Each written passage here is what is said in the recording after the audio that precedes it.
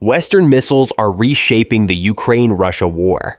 Ukraine's advanced offensive capabilities, combined with ATACMS missiles, are having devastating effects on the war.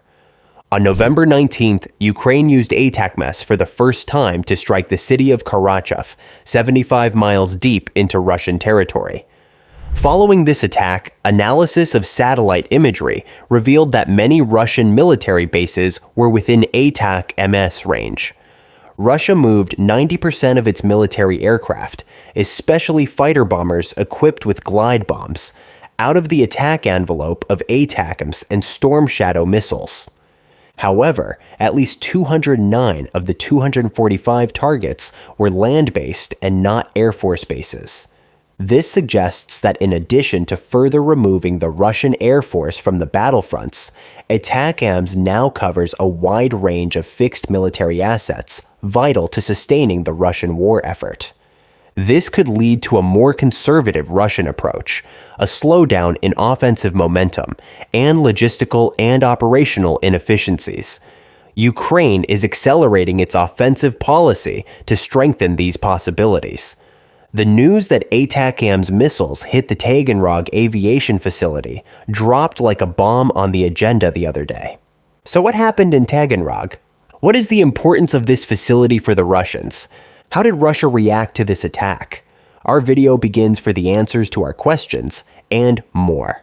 Ukraine reportedly used the US-supplied ATACMS Army tactical missile system to strike an aviation facility on Russian territory. Footage shared on social media showed 10 explosions that began in the city of Taganrog on the Sea of Azov, about 160 kilometers from the front line of the war. Russian security forces claim that these explosions were caused by ATACMS missiles. However, social media channels close to Kiev say that Ukraine used Palyannitsia drone missiles in the Taganrog attack, which are close to the weight of Iranian-made Shahed drones, which weigh about 100 pounds. While there is controversy over whether the Taganrog Aviation Scientific and Technical Complex, where AWACS A-50 aircraft are manufactured, was hit by ATACMS or Palyannitsia, it was revealed that crucial Air Force equipment was damaged at an aircraft facility near the targeted area. A-50s are highly advanced airborne warning and control aircraft equipped with powerful radars, each costing hundreds of millions of dollars. Also known by the NATO nickname Mainstay, they play an important role in helping Russia locate Ukrainian air defenses and coordinate attacks by other aircraft, such as fourth-generation jets. They are also described as the brains and eyes of the Russian Air Force. In February 2022, Russia's involvement in the Ukraine conflict led to the deployment of up to 9 operational Beriev A-50UNM radar aircraft. These aircraft play an important role in increasing sensor coverage on the front lines. Manned by 10 to 15 experienced officers each, the A-50s are not only vital, but also difficult to replace, emphasizing their strategic importance in the conflict. Ukraine targeted these high-value assets, which led to significant losses for Russia.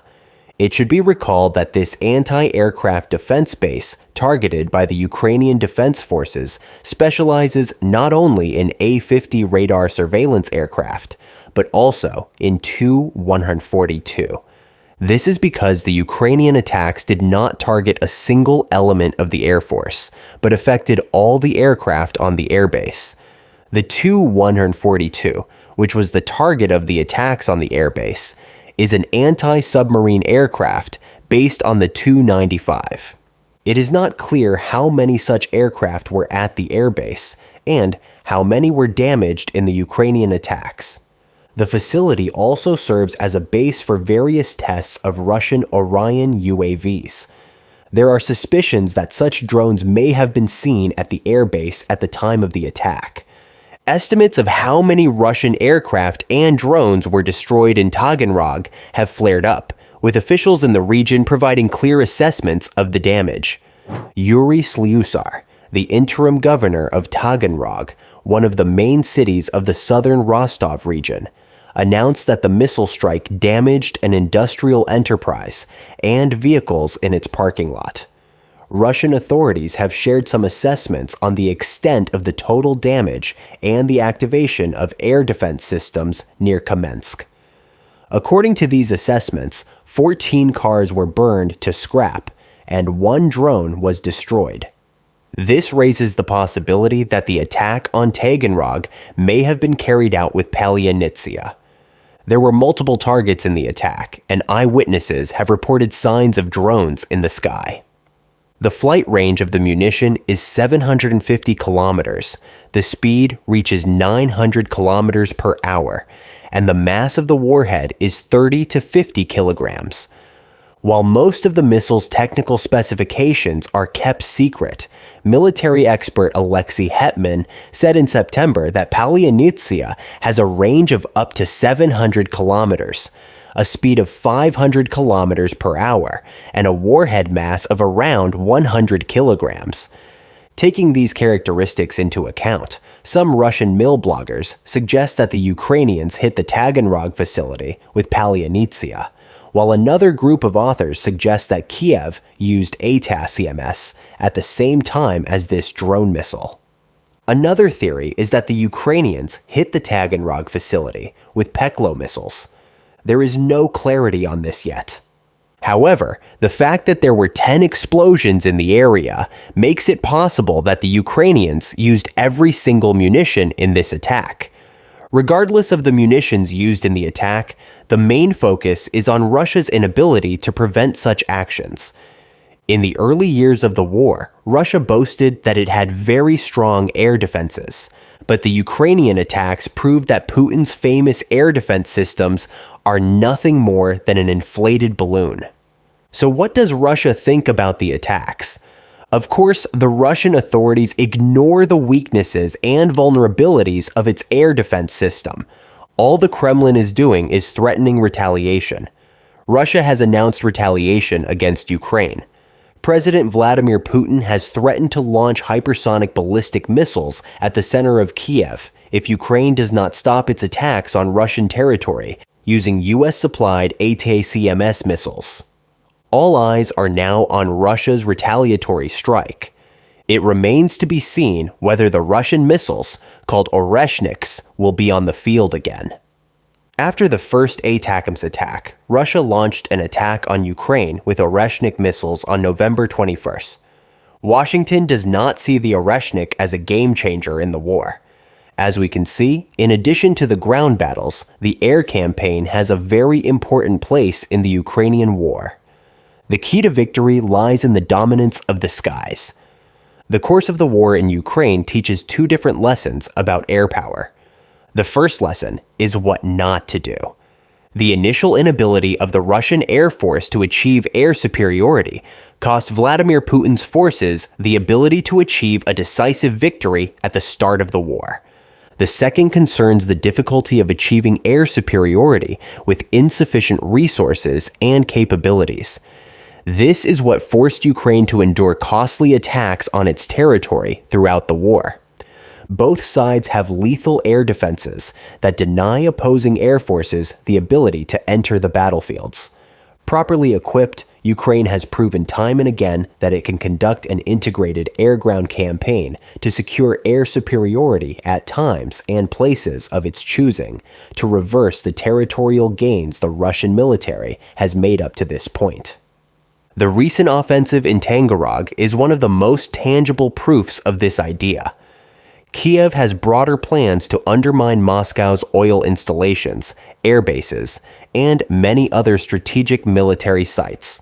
Ukraine intends to conduct activities that integrate long-range surface-to-surface weapons with fighter jets, drones, electronic warfare, and special operations to achieve air superiority. If successful, Ukraine could gain an advantage over the Russians, break through the front lines, and significantly change the course of the war. Moscow intends to reorganize its force structure, recruiting more troops and replacing or upgrading weapons and equipment, both to compensate for the losses suffered in the conflict and to address the gaps in capabilities revealed by the war. However, Russian military renewal will not significantly alter the balance of air power. The likely priorities for Moscow will be to produce sufficient numbers of existing types of weapons and aircraft to compensate for attrition, and to invest in long-range bombers and remote missiles.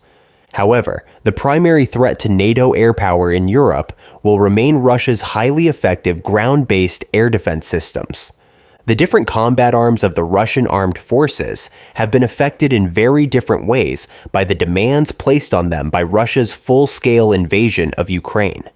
While the challenges of the conflict have highlighted strengths in some areas, they have also exposed systemic weaknesses in particular.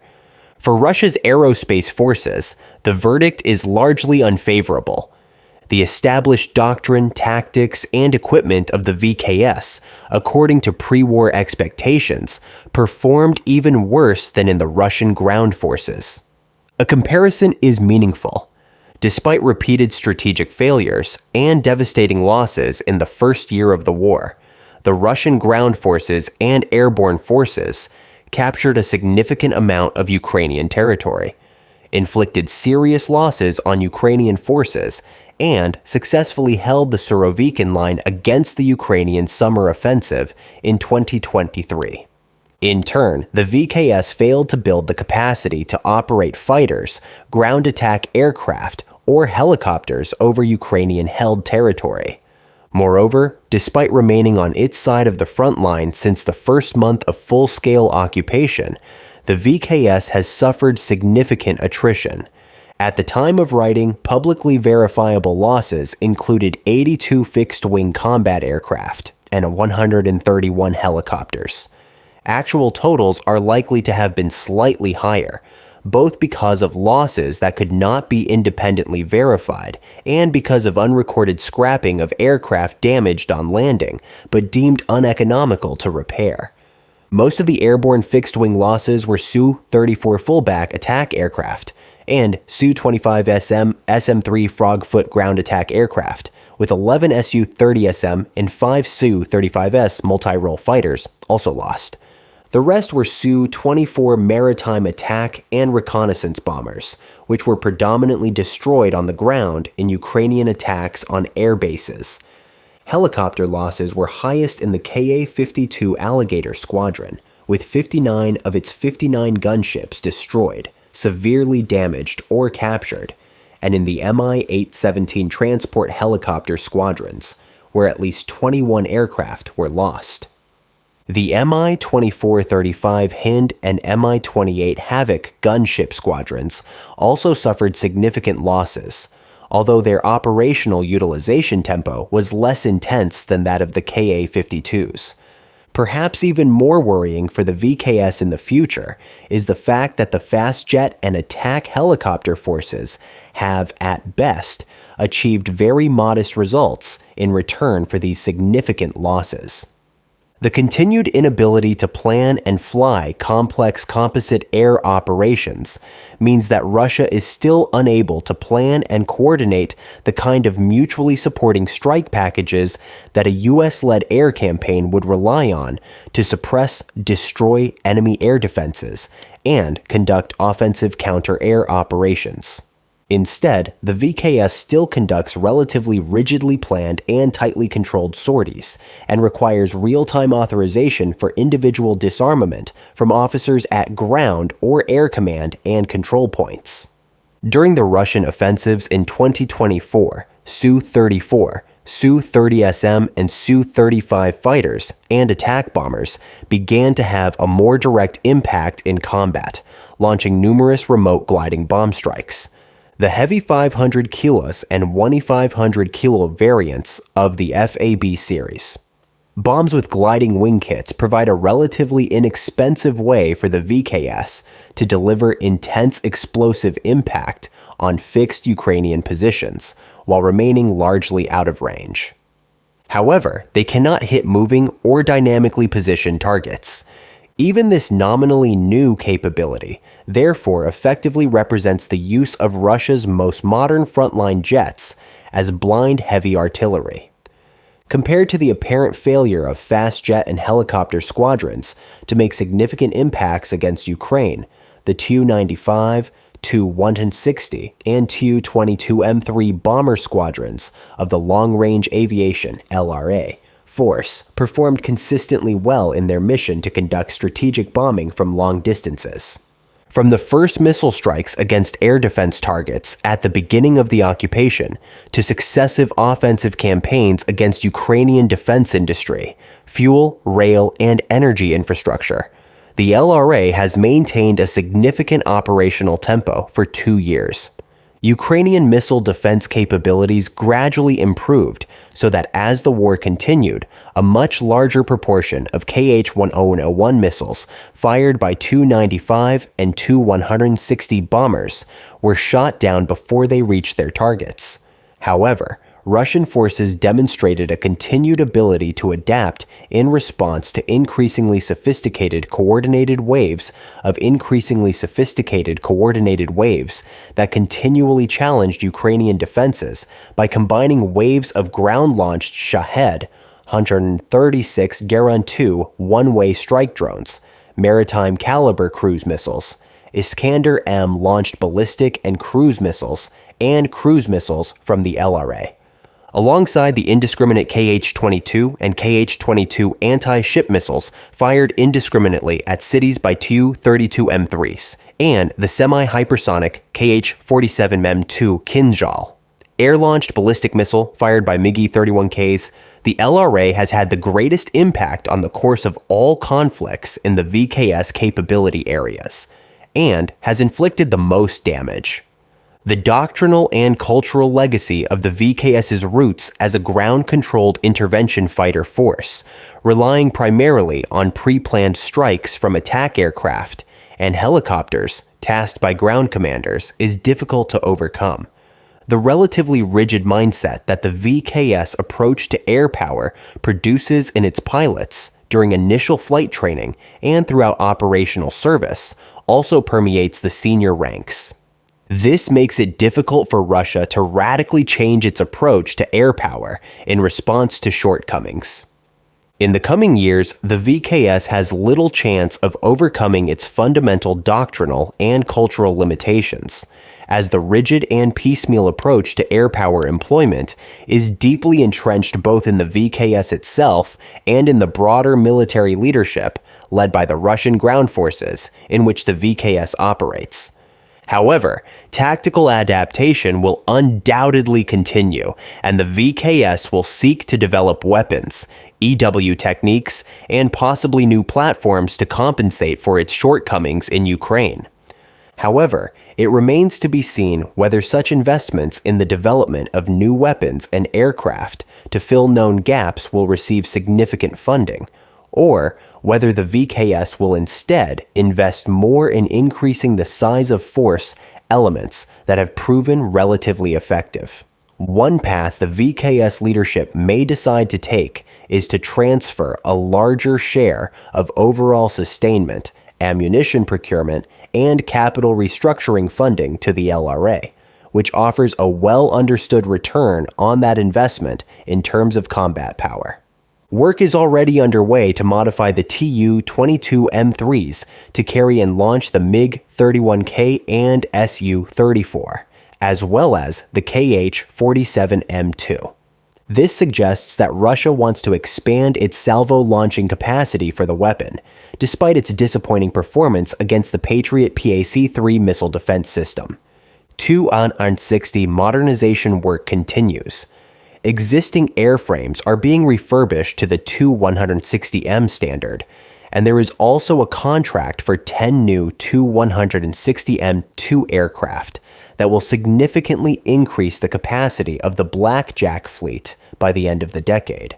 Russia's production of long-range missiles has also increased significantly since the beginning of the occupation, with more than 100 missiles of various cruise and ballistic types currently being produced per month. Likewise, the VKS could try to increase the development priority allocated to the Su-57 Felon program and other relatively new weapon systems to try to close the obvious capability gaps that have emerged in fast jet squadrons, especially when faced with hostile surface-to-air missile systems. Here, Russian production and development capacity is likely to be limited by restrictions on access to Western microelectronic components and avionics. Given that the VKS leadership does not believe that the Su-57 can survive against Ukrainian air defense systems, it seems unlikely that the aircraft will significantly increase its ability to operate in disputed airspace in the near future against NATO forces using much more capable sensors than Ukrainian ones. Thus, even if the VKS chooses to prioritize the faster development and production of the supposedly improved Su-57M version from 2027 onwards, such a move would likely have limited implications for the air-to-air superiority that the US and NATO have long enjoyed over Russia. On the other hand, Russia's long-range precision strike arsenal has long been one of the most worrying aspects for Western military planners. In the post-Cold War era, most European air forces have closed most of their air bases and concentrated their aircraft and maintenance organizations in a relatively small number of superbases. These superbases are more cost-effective, but they are also much easier targets. Russia's decision to prioritize LRA development and missile production will therefore make NATO's current efforts to strengthen its deterrence capacity in Europe even more challenging in terms of deployment and missile defense requirements. In any case, Russia's available resources for recapitalization and refurbishment of VKS aircraft and weapons will be constrained by urgent demands for large-scale production of key capabilities in other areas to support the ongoing war against Ukraine. Since October 2022, Russia has poured resources into increasing production and refurbishment of artillery shells, howitzers, tanks, infantry fighting vehicles, and armored personnel carriers.